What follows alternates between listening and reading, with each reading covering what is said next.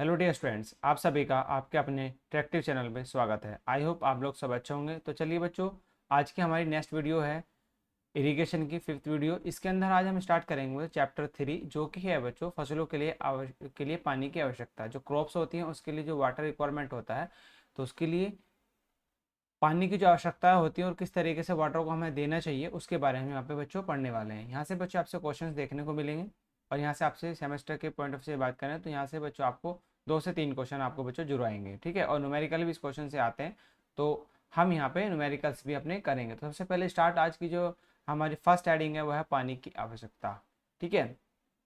Need of water. चलिए सबसे पहले यदि हम बात करें तो आज का हमारा जो चैप्टर का नाम है वो है requirement of water for crops, ठीक है। और इसकी पानी की आवश्यकता है, फसलों के लिए पानी की आवश्यकता है, हमारा आज का जो चैप्टर है।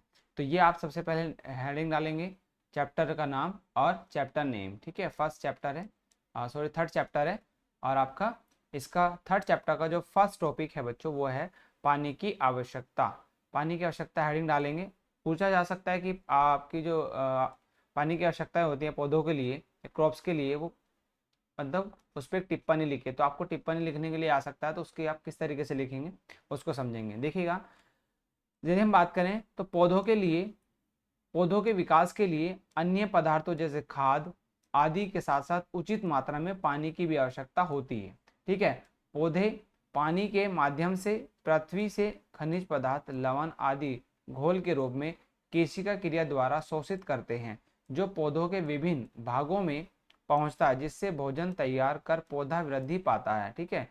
तथा आवश्यकता से अधिक जल की मात्रा को वाष्पोत्सर्जन द्वारा वाष्प के रूप में बाहर निकाल देता है। पौधे को उचित मात्रा में पानी उपलब्ध कराने के लिए वर्षा से या सिंचाई से या अथवा दोनों प्रकार से किया जा सकता है। तो इसमें जो वाटर की आवश्यकता है बच्चों, देख तो इसको जो ग्रोथ होती है, हमारा जो प्लांट है, जो भी हमारा पौधा है बच्चों, तो उसको आवश्यकताएं होती हैं, नीड होती है उसको बच्चों ग्रोथ करने के लिए पानी की। पानी के साथ साथ मतलब जो खनिज पदार्थ होते हैं उनकी भी, बट इसको ज़्यादा नीड होती है बच्चों वाटर की। तो वाटर इसके लिए बहुत इंपॉर्टेंट हो जाता है पौधे के ग्रोथ के लिए। तो उसके बारे में आप दोनों मतलब चीज़ों को बच्चों इसमें बता के लिख सकते हैं। और ये जो आपका वाटर लेता है, कौन सी कैपिलरी रिएक्शन होती है, किसी का क्रिया के द्वारा क्या आता है, पौधा बच्चों हमारा वाटर क्या करता है, अब्जॉर्व करता है, किसी का क्रिया द्वारा, कैपिलरी रिएक्शन द्वारा। तो ये पूछा जाता है ऑब्जेक्टिव पॉइंट ऑफ व्यू से, तो जो पौधा वाटर एब्जॉर्व करता है वो किसके द्वारा करता है, केशिका क्रिया द्वारा या कैपिलरी एक्शन के द्वारा बच्चों ये वाटर को एब्जॉर्व करता है, ठीक है। यहाँ तक चीजें समझ में आ गई होंगी। चलिए नेक्स्ट आता है बच्चों, इसी का एक कुछ टर्म्स होती हैं जिसे हम बोलते हैं वाटर ऑप्टिमम वाटर। जो अनुकूलतम वाटर होता है उसको बच्चों हम यहाँ पे ये हेडिंग के रूप में पढ़ने वाले हैं। तो इसको ऑप्टिमम वाटर होता क्या है, देखिए पौधों के पूर्ण रूप से, इसमें हम होता क्या है, पौधों के पूर्ण विकास के लिए पानी की आवश्यक मात्रा को पानी की अनुकूलतम ऑप्टिमम वाटर कहते हैं। मतलब जो एक पौधा होता है, पौधा के टोटल जो क्रॉप्स होती है उसके डेवलपमेंट के लिए जो पानी की आवश्यकता होती है, वाटर की आवश्यकता होती है, उसको क्या कहते हैं, ऑप्टिमम वाटर कहते हैं। दूसरा हेडिंग होता है इसी के अंदर, वो होता है बच्चों विल्डिंग पॉइंट। विल्डिंग पॉइंट ये होती है जो जैसे कि आपने पौधे को पानी दिया और उसकी आवश्यकता से अधिक पानी मिल जाए, उसको कहते हैं विल्डिंग पॉइंट कहते हैं। देखिए इसमें लिखेंगे, पौधों की जड़ केशिका क्रिया द्वारा केशिका जल को पौधे के विभिन्न भागों में वृद्धि के लिए भेजती है, ठीक है। अधिक जल वाष्पोजन से वायुमंडल में चला जाता है। जब वाष्पोजन की दर केशिका द्वारा प्राप्त पानी से अधिक होती है तो पौधा मुरझाने लगता है, जिससे विल्डिंग पॉइंट कहते हैं। मतलब सपोज दैट आपने एक पौधा है और पौधे को बच्चों क्या करा, आपने आवश्यकता से अधिक यहाँ पे वाटर भरा हुआ है, ठीक है। यदि वो आपने वाष्पोजन मतलब बच्चों क्या, वाष्पोजन की दर, उसकी जो वाष्पोजन की दर है बच्चों वो उसकी क्या हो जाती है, वो प्राप्त नहीं कर पाता, और ऑक्सीजन भी उसको प्राप्त नहीं हो पाता, जिससे उसकी जो केशिका क्रिया से वाटर उसमें फिल हो जाता है। तो वो क्या करता है, यहाँ से बच्चों जड़ों में से क्या होता है, ऑक्सीजन मतलब वाष्पोजन नहीं कर पाता, ऑक्सीजन ले पाता। तो पूरे तरीके से क्या होगा, पौधा मुरझाने लगेगा। तो आवश्यकता से अधिक भी पानी पौधों को नहीं दिया जाना चाहिए, ठीक है। चलिए नेक्स्ट पॉइंट आता है बच्चों आपका परमानेंट बिल्डिंग। जो जो परमानेंट स्थायी प्लांकांक होता है, प्लांक होता है, उसको क्या कहते हैं बच्चों, जो मतलब आप तो समझ ये वाटर वाटर और परमानेंटली क्या है, वाटर भरा हुआ है, परमानेंटली वाटर भरा हुआ है, उससे भी क्या होता है, पौधे की ग्रोथ नहीं होती, पौधा मुरझा जाता है, पौधा नष्ट हो जाता है। तो क्या कहते हैं, इसको कहते हैं कि अधिक समय तक प्लांक स्थिति बनी रहने पर, मतलब बिल्डिंग पॉइंट बने रहने पर पौधा सूख जाता है, यह स्थायी प्लांक कहलाता है। मतलब वाटर परमानेंटली पौधे में भरा हुआ है तो उसे क्या कहते हैं, स्थायी परमानेंट बिल्डिंग पॉइंट कहते हैं, जिसे मिलांक बोलते हैं हिंदी में, मिलांक। ठीक है, एक होता है temporary building point. Temporary building point क्या होता है, भाई कुछ समय तक के लिए वाटर भरा हो धूप की तपिश से दोपहर को। ठीक है, पर टेम्परेरी बिल्डिंग पॉइंट वह बिल्डिंग पॉइंट होता है जो धूप की तपिश से दोपहर को पौधा मुरझा जाता है और शाम को गर्मी के प्रभाव कम होने से होते ही पौधा फिर से लहराने लगता है, तो इसे अस्थायी प्लांट कहते हैं। मतलब बच्चों धूप की तपिश या अन्य किसी हॉट टेम्परेचर के कारण क्या होता है, पौधा मुरझा जाता है। ठीक है, और वो क्या होता है, जब पौधा कुछ समय के लिए मुरझा जाता है और शाम में आते ही जब उसकी तपिश कम होती है तो वो बच्चों फिर लहराने लगता है, तो उसी को क्या कहते हैं, जब वो कुछ समय के लिए बच्चों क्या होता है, मुरझा जाता है, उसे कहता है टेम्परेरी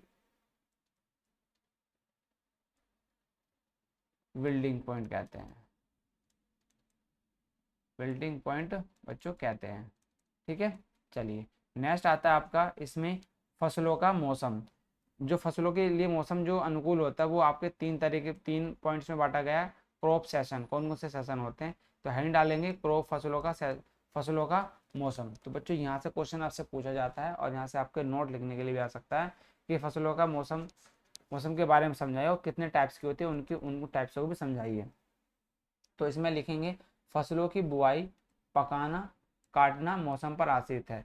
स्थान की भूमध्य रेखा से दूरी के आधार पर मौसम बदलता रहता है। ठीक है, चेंज होता रहता है कि जैसे कि यूपी है, यूपी के बाद महाराष्ट्र है तो वहाँ पर कुछ अलग कंडीशन होगी। ठीक है, मध्य प्रदेश में कुछ अलग कंडीशन होगी। तो अलग अलग मध्य रेखा से बच्चों क्या होती है, उसकी परिस्थिति चेंज होती रहती है कि इनमें से विभिन्न प्रकार के फसलें होते हैं। उत्तरी भारत के वर्ष को कृषि के आधार पर तीन भागों में विभक्त किया गया। उत्तरी मतलब बच्चों उत्तरी क्या होता है, नॉर्थ इंडिया के, इंडिया में वर्षों की कृषि के आधार पर तीन वर्गों में बांटा गया नॉर्थ इंडिया में। ठीक है, तो सबसे पहला आता है आपका खरीफ, खरीफ क्रॉप, एक आती है रबी रबी क्रॉप और एक आती है लॉन्ग या टॉल क्रॉप्स। ठीक है, इसको हिंदी में तो खरीफ फसल, रबी फसल और लंबी फसलें होते, तीन तरह की फसलें हमने यहाँ डिवाइड की है नॉर्थ इंडिया में। ठीक है, तो यदि हम बात करें इधर अपनी सबसे पहले खरीफ क्रॉप की, तो ये क्या होती है, इसमें सबसे पहले हम डालेंगे खरीफ, खरीफ की फसल, खरीफ की कहते हैं खरीफ क्रॉप। ठीक है, ये बहुत इंपॉर्टेंट है, यहाँ से आपसे बच्चों देखने को ये आप डेफिनेशन आपको देखने को मिल सकती है। चलिए, खरीफ की फसलें जून से नवंबर तक 183 दिन का समय खरीफ की फसल के लिए लिया जाता है। जो बच्चों जून से नवंबर तक, जून से नवंबर तक का समय 183 दिन का समय खरीफ की फसल के लिए लिया जाता है। इस फसल में रबी की फसल की अपेक्षा लगभग 3 गुना पानी की आवश्यकता होती है। ठीक है, इसमें क्योंकि गर्मी पड़ती है, जून से लेकर नवंबर तक क्या होता है बच्चों, धूप पड़ती है और जिससे पानी की आवश्यकता ज़्यादा होती है। तो मैं मान के रबी की फसल जो है, खरीफ रबी की फसल की 3 गुना पानी की आवश्यकता पड़ती है खरीफ की फसल को। ठीक है, और जिसकी मुख्य फसलें जो होती हैं वो कौन कौन सी होती है, एक तो ज्वार होती है, मक्का होती है, बाजरा होती है, धान होता है, जूट होता है, मूंगफली होता है, अरहर होती है, मूंग होती है, उड़द होती है और चरी होती है, लहसुन होता है। तो ये सब क्या बच्चों, ये खरीफ की फसलें होती हैं। ठीक है, चलिए इंपॉर्टेंट है, इस डेफिनेशन को बच्चों आप नोट करके लिखेंगे। देन हम बात करें रबी की फसल की। रबी की फसल कौन सी होती है, एंड डालेंगे रबी फसल और रबी क्रॉप। ठीक है, इंग्लिश में। तो ये बच्चों कहाँ से, दिसंबर से मई तक के लिए होती है। कब, दिसंबर से मई तक के लिए कौन सी होती है, रबी की फसल, जिसमें अब जब सर्दियाँ शुरू होती है, सर्दी से गर्मी की तरफ जाते हैं, तो इसमें बच्चों, तो इसकी फर्ज कितनी होती है, 182 दिन का समय रबी की फसल का होता है। क्योंकि रबी की फसलों की कटाई का कार्य उत्तरी भारत में सामान्यतः हिंदी महीनों के आष्ट माह तक पूर्ण रूप से समाप्त हो पाता है। अतः इन फसलों को आष्टी आष्टी फसलें भी कहते हैं। रबी बच्चों ये रबी है, रबी नहीं है। ठीक है, ये ब है। रबी की फसलों की मुख्य फसलें गेहूं होता है बच्चों, जौ होता है, चना होता है, मटर होता है, सरसों होती है, सौंफ होती है, राई होती है, आलू होता है, आलू होता है, और आलू, तंबाकू, प्याज आदि, ये सब क्या फसलें हैं, ये रबी की फसलें होती हैं जो बच्चों जो हमारी दिसंबर से लेकर ये होती हैं आपकी मई तक। जो मई तक कंप्लीट होती है, काटी जाती है, दिसंबर में बोई जाती है और मई में क्या होता है बच्चों, इनको काट लिया जाता है। तो ये कहते हैं रबी की फसल। और एक होती है जून से लेकर बच्चों, एक जून से बो जाती है, जून से नवंबर तक, जून से नवंबर तक वो होती है खरीफ की फसल। ठीक है। एक आती है बच्चों लॉन्ग, तीसरी क्या है, लंबी फसलें या लॉन्ग फसलें। कौन सी है तीसरी, लंबी, लंबी फसलें, जिसको लगता है लॉन्ग या हैवी क्रॉप्स बोलते हैं। ठीक है। ये कौन सी होती है, ये बच्चों कॉम्बिनेशन के साथ बो जाती है, जो पूरे साल भर चलती हैं, जैसे गन्ने। तो लिख सकते हैं वे फसलें जो साधारण खरीफ अथवा रबी की फसलों की अपेक्षा अधिक समय लेती हैं। मतलब खरीफ की फसल के कंपेयर में और रबी की फसल के कंपेयर में इसमें बच्चों समय अधिक लगता है। इसे क्या कहते हैं, लंबी फसलें कहलाती हैं। जैसे गन्ना। ठीक है। गन्ने में क्या होता है, गन्ना जैसे सपोज जून जो मई जून में बोया जाता है और फिर कब काटा जाता है, अप्रैल मार्च, अप्रैल या फरवरी तक, फरवरी से मार्च में तो कटना शुरू हो जाता है। ठीक है। तो वो क्या होता है, उसमें टाइम पीरियड बहुत ज़्यादा लगता है, तो उसको क्या कह सकते हैं, लॉन्ग या हैवी क्रॉप कहते हैं। ठीक है। इसी प्रकार कॉटन होती है, कॉटन भी क्या है, लॉन्ग फसल है। आदि 12 मासी फसलें पेरनल क्रॉप में आता है। ये मतलब कौन सी फसल में आता है, 12 मासी क्रॉप्स में बच्चों इसको हम लेते हैं, क्योंकि पानी पूर्ण वृद्धि में पूरा 1 वर्ष लेता है। ठीक है। इसी प्रकार कपास 8 मास की फसलें 8 मंथ क्रॉप कहलाती है। अब कपास की नई किस्म निकली है जो 12 मासी फसल है, अतः साल में 3 बार फसल देता है, अतः निरंतर वृक्ष की तरह बढ़ता रहता है। ठीक है। ये काफ़ी अच्छी मतलब ग्रोथ करता है बच्चों, और साल में 3 बार आपको क्या है, न्यू देता है। देखिए इसके बाद हम बात करें फसल अनुपात। फसल अनुपात क्या होता है, मतलब क्रॉप रेशो क्या होता है। क्रॉप रेशो होता है रबी की फसल में सिंचित क्षेत्र और खरीफ की फसल में सिंचित क्षेत्र के अनुपात को क्या कहते हैं, फसल अनुपात कहते हैं, या क्रॉप रेशो बच्चों बोलते हैं, क्रॉप रेशो बोलते हैं। ठीक। अब नेक्स्ट हेडिंग आती है एग्रीकल्चर लैंड, जो खेतिहर भूमि होती है, एग्रीकल्चर लैंड, खेतिहर भूमि। ठीक है। इसको क्या बोलते हैं, तो इसको बोलते हैं फसलों की उत्पत्ति के लिए मृदा को ऊपरी ऊपरी पर जिसकी गहराई 50 से 100 सेंटीमीटर तक होते हुए वैसे स्थान रखते हैं, क्योंकि इसमें कार्बनिक पदार्थ, कीटाणु, जीवाणु, वायु एवं जल आदि मिश्रित होते हैं। वह भूमि जिसमें पौधे को उपजाऊ सुगमता से होती है, खेतीहर भूमि एग्रीकल्चर लैंड कहलाती है। ठीक है। फसलों की उत्पत्ति जैसे कितनी गहराई तक होती है बच्चों, ये होती है 50 से 100। जो हमारा लैंड होता है, लैंड की जो ऊपरी सरफेस होती है, जो खेती के लिए सॉइल उपजाऊ होती है, वो कितनी लैंड तक होती है, तो उसकी जो गहराई होती है बच्चों वो 50 से 100 सेंटीमीटर, 100 सेंटीमीटर तक की जो सॉइल होती है वो उपजाऊ होती है। ठीक है। उसके लिए यूज करते हैं उपजाऊ, तो उसके लिए बच्चों इसी इसी डेप्थ में बच्चों क्या करता है, जो हमारा क्रॉप होता है वो ग्रोथ करता है। ठीक है। तो इसकी यदि हम प्रॉपर्टी की बात करें, सॉइल फॉर क्रॉप, जो फसलों के लिए मृदा की जो प्रॉपर्टी होती है वो कैसे किस तरीके से होनी चाहिए, जो उसके गुण होते हैं। ठीक है। प्रॉपर्टी यदि हम बात करें, इसकी प्रॉपर्टी को विभिन्न प्रकार में बांटा गया है। जैसे कि सपोज सबसे पहले जो प्रॉपर्टी होती है, मृदा में चिकनी केले की मात्रा 29%, चिकनी मिट्टी जो है 29% से कम नहीं होनी चाहिए। मात्रा कम होने में पौधे खड़े नहीं रह पाते। ठीक है। तो केले की जो मात्रा जो आपकी चिकनी मिट्टी होती है उसमें जो है उस कितनी 29% होनी चाहिए, नहीं तो पौधे बच्चों सही तरीके से खड़े नहीं हो पाएंगे। दूसरा जो प्रॉपर्टी होती है, मृदा में कोई भी अम्लीय व क्षारीय लवण नहीं होने चाहिए, कोई अन्य हानिकारक तत्व भी नहीं होने चाहिए, क्योंकि इससे क्या होगा, पौधों में ग्रोथ नहीं हो पाएगी। दूसरी बात करें, इसकी जो सॉइल की पीएच वैल्यू है 7 के लगभग रहनी चाहिए। ठीक है। और यदि हम और बात करें, इसके कार्बनिक और अकार्बनिक तत्वों की मात्रा, आवश्यक मात्रा होनी चाहिए। इसमें कार्बनिक और अकार्बनिक तत्वों की मात्रा की आवश्यकता होती है, तो इसमें इक्वल होने चाहिए। देन यदि बात दूसरी प्रॉपर्टी की होता है, मृदा की जल ग्रहण क्षमता उत्तम होनी चाहिए, मतलब उसकी वाटर एब्जॉर्प्शन कैपेसिटी बच्चों उसकी अधिक होनी चाहिए। ठीक है। उत्तम होनी चाहिए। तो ये तो इसकी प्रॉपर्टी। अब यदि हम बात करें इसके जो हानिकारक लवण होते हैं, लॉसेस जो होते हैं, तो वो जो लॉस प्रॉपर्टीज होती हैं वो कौन सी थी, इसके में निम्न हानिकारक तत्व होते हैं। जैसे सबसे पहली बात करें, कैल्शियम तथा पोटेशियम के कार्बोनेट, क्लोराइड, नाइट्रेट और सल्फेट लवण सामान्यतः उदासीन रहते हैं, कम मात्रा में होने पर प्रभावी नहीं होते हैं, परंतु प्रचुर मात्रा में अन्य खनिजों क्रिया करने से रोकते हैं। दूसरी की बात करें हम, दूसरा होता है बच्चों सोडियम के कार्बोनेट, क्लोराइड, सल्फेट, ये सब फसल के लिए शत्रु हैं, क्योंकि कार्बनिक तत्वों को निष्क्रिय कर देता है। सोडियम कार्बोनेट भूमि पर सफेद भूरी परत बनाता है, इसे सफेद लवण रेह कहते हैं। ठीक है। तो सोडियम के कार्बोनेट, क्लोराइड, सल्फेट, ये सब क्या है फसलों के लिए अच्छे नहीं होते। तो ये बच्चों क्या है सोइल के अंदर नहीं होना चाहिए। Potassium carbonate, chloride, nitrate, sulphate, ये सब क्या है बच्चों कहीं ना कहीं लवण, ये बच्चों उदासीन रहना चाहिए, मतलब ये सोइल के अंदर कम मात्रा में, बहुत कम मात्रा में होने चाहिए। तो इससे क्या होगा, क्रॉप्स पर इफेक्ट पड़ता है यदि ये कंटेंट उपलब्ध है सोइल के अंदर। ठीक है, अब हम उसकी उपजाऊ दर को कैसे बढ़ा सकते हैं, उसके बच्चों कुछ हमारे मेथड हैं। तो ये आप हैंड डालेंगे, मृदा की उपजाऊ शक्ति बढ़ाना। तो हम सबसे पहले खाद के प्रयोग करके बढ़ा सकते हैं, फसलों के चक्रीय क्रम को अपनाकर बढ़ा सकते हैं, खेतों को विराम देकर बढ़ा सकते हैं। 3 पॉइंट पर हम काम करते हैं, 3 पॉइंट से हम इसको बच्चों क्या कर सकते हैं, उसकी सोइल की उपजाऊ मात्रा को बढ़ाया जा सकता है। ठीक है, जैसे कि सबसे पहले यदि बात करें खाद के उपयोग से, खाद जो है बच्चों हमारा उचित सिंचाई, उत्तम बीज के द्वारा अच्छी फसल प्राप्त करने के लिए उचित मात्रा में खाद भी उतना ही महत्व रखता है। मृदा में जिन तत्वों की कमी पाई जाती है उसी के अनुरूप खाद प्रयोग किया जाना चाहिए। खाद 3 प्रकार के होते हैं। यदि हम बात करें सबसे पहले होता है गोबर या कंपोस्ट खाद, जो हमारा पशु का होता है, पशुओं के द्वारा जो प्राप्त होता है। ठीक है, गोबर या कंपोस्ट खाद, उसको ऑर्गेनिक मैन्यूर कहते हैं बच्चों। ये क्या है, हम नेचुरल के रूप से ही बच्चों, ये बहुत अच्छा इंपॉर्टेंट कंपोजिट खाद होता है। ये आपकी सॉइल के लिए बहुत अच्छा रहता है, जो क्रॉप्स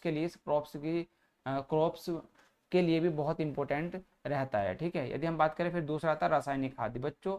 इनऑर्गेनिक मिनरल्स होते हैं जो हम खाद बात करते हैं, तो ये रासायनिक खाद होते हैं और हरी खाद होती है। तो इसमें यदि हम बात करें, एक तो हरी खाद इंपॉर्टेंट होती है, रासायनिक तो बच्चों कहीं ना कहीं इफेक्ट डालता है पौधे पर, एक ये और ये बहुत इंपॉर्टेंट होती हैं। ये यदि आप अपनी सॉइल के अंदर ये दोनों खाद आप यूज़ करते हैं, हरी खाद या फिर गोबर खाद जो होती है, वो बच्चों कहीं ना कहीं आपके लिए सॉइल के लिए उपजाऊ मात्रा को बढ़ाने में बहुत ज़्यादा हेल्प करता है। अब बात करते हैं हम दूसरे पॉइंट की। दूसरा पॉइंट आता है फसलों का चक्रीय क्रम अपनाकर, फसलों को एक छोड़ के एक फसल बोते हैं, और उनका जो एक रोटेशन होता है उससे भी क्या होता है, फसलों जो सोइल की उपजाऊ मात्रा को बढ़ाया जा सकता है।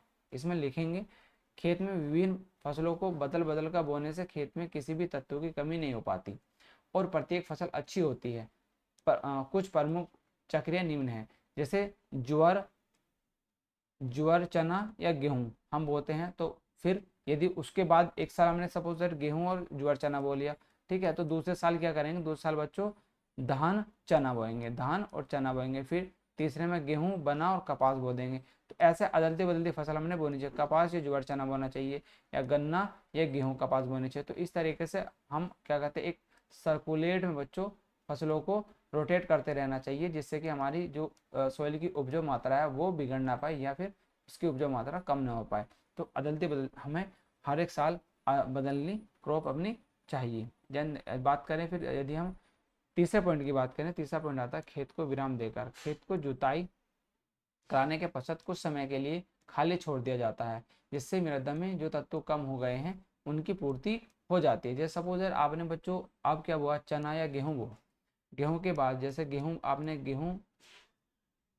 बोआ, और गेहूं के बाद क्या करें आप 2 से 3 मंथ बच्चों उसको फ्री छोड़ दो, जो आपका लैंड है, एग्रीकल्चर लैंड है, तो उसको सोइल को क्या होगा, सोइल को बच्चों आराम मिल जाएगा।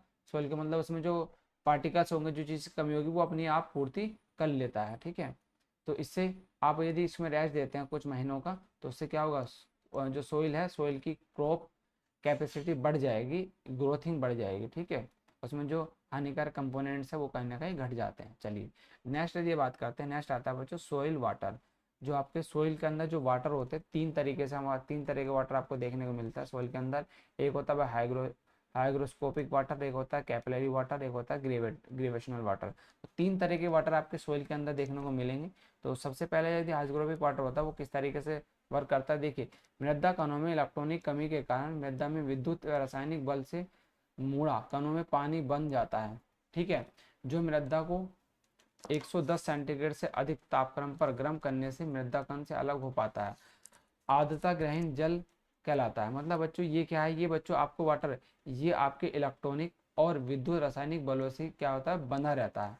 क्या है, बंधा रहता है। इसको ऐसे भी सकते हैं, बंधा कणों से पानी बांधता है या मरता है, एक साथ इकट्ठा करता है, ठीक है को। और 110 सेंटीग्रेड पर बच्चों इसको अलग किया जा सकता है। यदि इसकी टेम्परेचर में हम रखें तो इस जो हाइग्रोस्कोपिक वाटर है उसको क्या 110 सेंटीग्रेड से अधिक टेम्परेचर पर इसको बच्चों क्या कर सकता है, अलग किया जा सकता है। नहीं तो इससे कम टेम्परेचर इसको अलग नहीं किया जाता हाइग्रोस्कोपिक वाटर को। और इसी को क्या कहते हैं, आर्द्रग्रही जल कहते हैं या हाइग्रोस्कोपिक वाटर कहते हैं। पौधों को सिंचाई में यह जल प्रयोग नहीं हो सकता, ठीक है। बट ये क्या है, सिंचाई में यह जल प्रयोग नहीं हो सकता है, ठीक है। अब बात करते हैं कैपिलरी वाटर। कैपिलरी वाटर बच्चों पौधों की ग्रोथ के लिए बहुत ही इंपॉर्टेंट होता है। बात करें मृदा रंध्रों में अणुओं के आकर्षण के कारण उपलब्ध जल की केशिका जल कहलाता है। यह जल मृदा से अलग होकर बह नहीं सकता। यह जल पौधों की जड़ों में उपलब्ध रहता है, इसी जल में पौधे वृद्धि कर पाते हैं। अलग होकर बह नहीं सकता, यह पौधों के जड़ों में उपलब्ध रहता है, इसी जल में पौधे वृद्धि कर पाते हैं। तो ये बच्चों क्या पौधों के लिए इंपॉर्टेंट होता है, बहुत इंपॉर्टेंट वाटर है। इसमें बच्चों क्या करते हैं, अपनी वृद्धि करता है पौधा, ठीक है। देन दूसरा होता है बच्चों सॉइल के अंदर ग्रेविशनल वाटर, ग्रेविशनल वाटर, जो ग्रेविटी वाटर होता है बच्चों वो आपका पौधे के लिए भी वर्क आता है। तो गुरुत्वाकर्षण प्रभाव से जो जल मृदा कणों में प्रवाहित होता है गुरुत्वीय जल या शुद्धन जल कहलाता है। पानी के निकलने की व्यवस्था होने पर यह पानी निकल जाता था या जल सिंचाई में प्रयोग नहीं हो पाता। तो ये भी बच्चों क्या है, ये निकल जाता पर ग्रेविटी एक्शन के कारण आता है, फिर निकल भी जाता। तो ये बच्चों पौधों में कोई ज़्यादा हेल्प नहीं करता है। देन उसके बाद यदि हम बात करें तो कुछ हमारी इंपॉर्टेंट टर्म्स होती हैं, इंपॉर्टेंट टर्म्स जो हम बच्चों सिंचाई के समय यूज करते हैं। जैसे हम कहते हैं नहरी फसलें, जैसे कहते हैं वेट क्रॉप। सिंचाई के कृत्रिम साधनों पर निर्भर रहने वाली फसलों को नहरी फसलें कहते हैं। ये बच्चों इंपॉर्टेंट है, आपसे ये डेफिनेशन पूछी जाती हैं। तो सब इंपॉर्टेंट जो हम डेफिनेशन पढ़ेंगे इसमें, ये वाली डेफिनेशन आपको इंपॉर्टेंट नोट करके याद करना है, यहाँ से आपसे डेफिनेशन देखने को मिलेगी ज़रूर। देन दूसरी बात आती है बिरानी फसलें या ड्राई क्रॉप्स। ये क्या होती हैं, वर्षा जल की सिंचाई पर निर्भर रहने वाली फसलें बिरानी फसलें कहलाती है। जो वर्षा जल पर निर्भर रहते हैं उसे कहते हैं बिरानी या ड्रॉप क्रॉप्स कहते हैं। देन उसके बाद आती है तीसरी अपनी उथली जड़ वाली फसलें, सैलो रोटेड क्रॉप्स। जिन फसलों की जड़ें मृदा की ऊपरी परत में ही रहती हैं उथली क्या कहते हैं, उथली जड़ वाली फसलें कहलाती हैं। जैसे गेहूं, जौ, मक्का आदि। ये क्या सब उथली रोटेड क्या होती है, क्रॉप्स होती हैं। तीसरी आती है बच्चों फलीदार फसलें, ठीक है। इसके बाद जिन फसलों में उत्पाद फली के अंदर बंद होता है फलीदार फसलें कहलाती हैं। जैसे अरहर, चना, मटर आदि। ये क्या है, सब फलीदार फसलें होती हैं। इसके बाद आता है मिक्स क्रॉप, ठीक है। मिक्स फसलें इसको कहते हैं मिक्स क्रॉप, जो मिक्स करके बोई जाती है। जैसे जब एक से अधिक प्रकार के बीज मिलाकर एक ही समय एक ही खेत में एक साथ उगाई जाती है मिश्रित फसलें कहलाती है। जैसे बाजरा के साथ मोट और कपास के साथ मूंग आदि बोई जाती हैं, तो उसको क्या कहते हैं, मिश्रित क्रॉप कहते हैं, ठीक है। तो ये आपसे इंपॉर्टेंट है, ये भी आपसे मिक्स क्रॉप के बारे में भी बच्चों पूछा गया है एक नोट, ठीक है। तो मिक्स क्रॉप क्या होती है, ऐसे बाजरा के साथ मोट और कपास के साथ मूंग आदि बो दी जाती है, एक ही फसल के साथ दो फसलें आप जब बोते हैं तो उसको कहते हैं मिक्स क्रॉप, मिक्स फसलें कहते हैं। फिर आती है बच्चों नकदी फसलें, ये भी इंपॉर्टेंट है, ये भी आपसे पूछा गया कि कैश क्रॉप कौन सी होते हैं, जहाँ से आप जो फसल बोते हैं उससे जब आपको काटने के बाद एकदम मतलब उसको काटने के बाद जो आपको पैसा मिलता है उसको क्या कहते हैं, नकदी फसलें। जैसे कि फसल जिनके उत्पाद को बेचकर कृषक अपने उपभोग के काम लेता उन्हें नकदी फसलें कहते हैं। अखाद्य फसलें जैसे चाय, गन्ना, कपास, तंबाकू आदि इस श्रेणी में आते हैं। तो इनको क्या बच्चों काटने के बाद तुरंत आप इसे रिवेन्यू कलेक्ट कर सकते हैं। तो ये क्या कहलाती है, आपकी नकदी फसलें कहती है। अब आती है रोटेशन ऑफ क्रॉप, फसलों का चक्रीकरण कैसा होना चाहिए, ये भी इंपॉर्टेंट है, ये भी आपसे पूछा गया है। तो ये बच्चों इसको भी इंपॉर्टेंट मार्क करके लिखेंगे, ये भी आता है।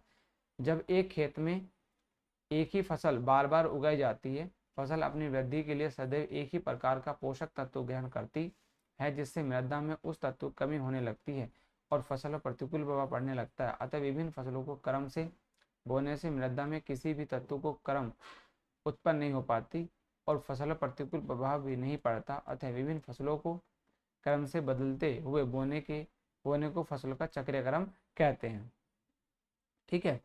तो देन उसके बाद दूसरा आता है आपका बच्चों फसल काल, क्रॉप पीरियड। बीज बोने से फसल काटने तक का समय फसल काल कहलाता है, ठीक है। बीज बोने से फसल काटने तक का समय कहलाता है क्रॉप पीरियड कहलाता है। इसकी इकाई दिन, इसकी यूनिट इकाई दिन है।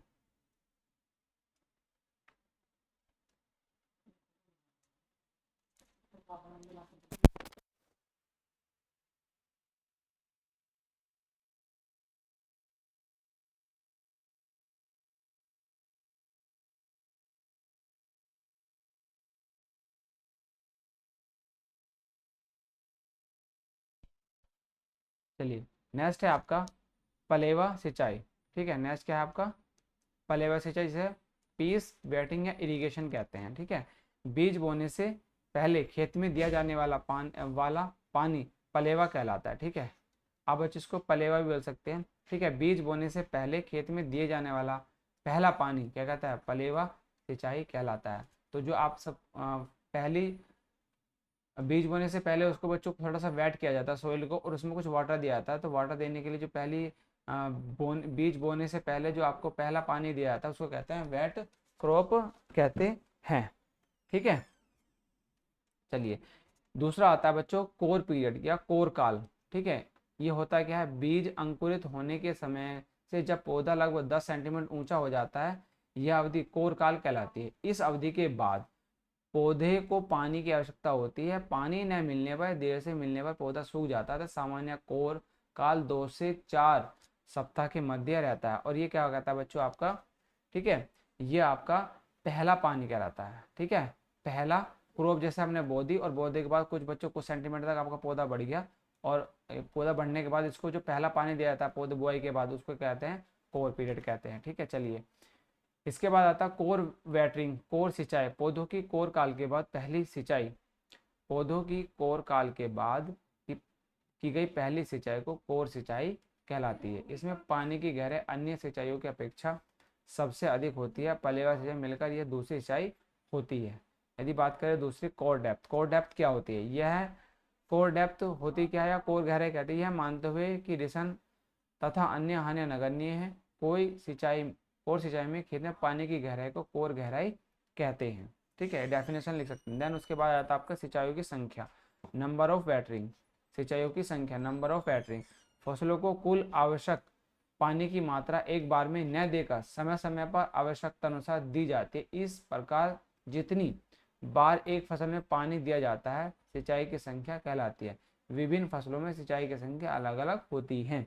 ठीक है, तो ये आप बच्चों नोट कर ले सकते हैं, जितनी बार एक फसल में पानी दिया जाता है उसे क्या कहते हैं, सिंचाई संख्या, सिंचाई नंबर ऑफ वैटरिंग कहते हैं।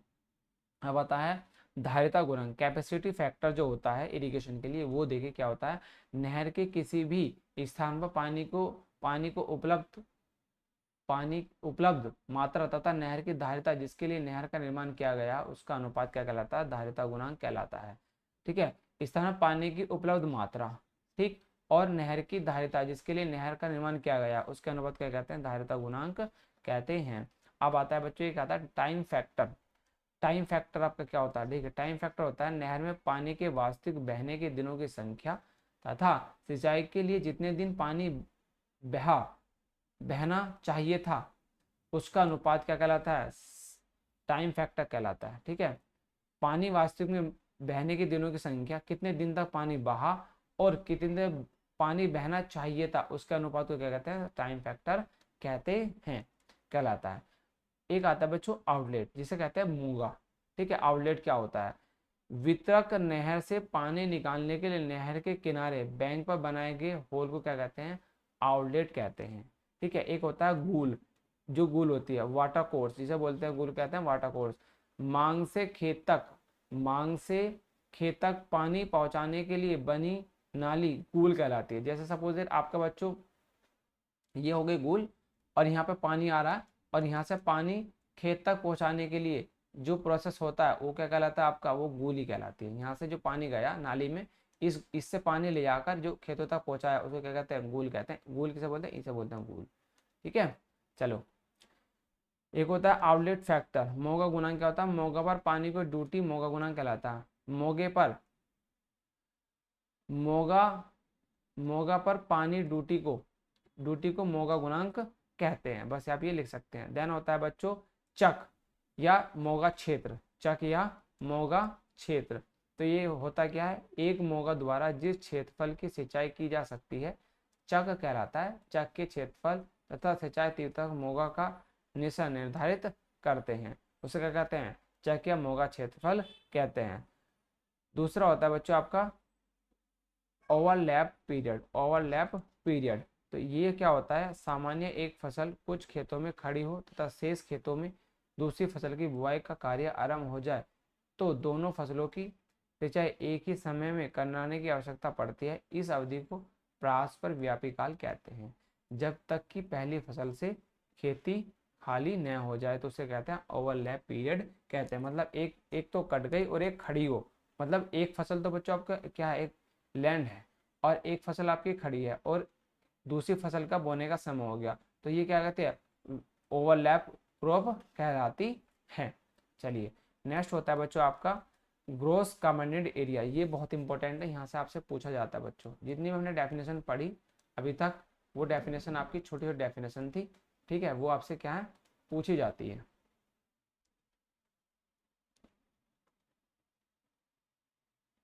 चलिए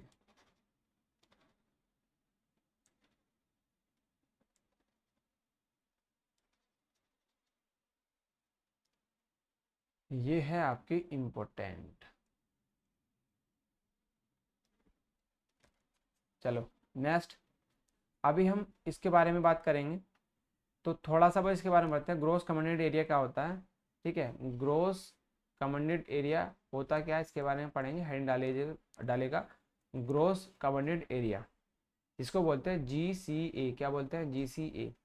वह अधिक से अधिक क्षेत्र जिसको सुगमता पूर्वक एक सिंचाई नहर नियंत्रित कर सकती है। नहर का नहर का संकल वंशगत क्षेत्र कहलाता है। मतलब क्या कहलाता है, इसको कहते हैं संकल gross GCA, gross commanded area कहलाता है। सिंचाई नहर नियंत्रित कर सकती है, सुगमता पूर्वक एक सिंचाई नहर नियंत्रित कर सकती है। मतलब क्या है बच्चों, जो सिंचाई नहर है वो क्या है, एक मतलब जितने भी एरिया को क्या कर सकती है, वो इरिगेट कर सकती है, उसको क्या कहते हैं, ग्रोस कमांडेड एरिया कहते हैं। अब इसमें बात करते हैं, इसमें सिंचाई किए किए नाले, जंगल, जाने वाले क्षेत्र तथा अतिरिक्त वह क्षेत्र जिसमें खेती नहीं की जा सकती जैसे तालाब, मकान, सड़क, टोल, ऊपरी भूमि आदि भी शामिल होते हैं। इसको ग्रोस कम्युनिटी एरिया का जो फॉर्मूला होता है वो क्या होता है, कल्चरेबल एरिया, मतलब जहाँ पे खेती की जा सकती है और जहाँ पे खेती नहीं की जा सकती उन सबको ऐड करके कहता है GCA आपका कैलकुलेट किया जाता है।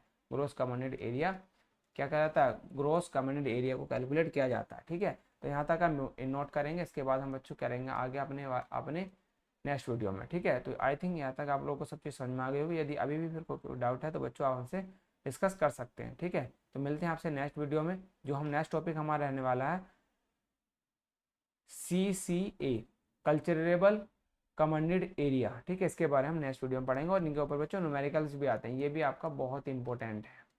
ठीक है, चलिए तो मिलते हैं आपसे नेक्स्ट वीडियो में, तब तक के लिए बाय बाय, जय हिंद जय भारत बच्चों।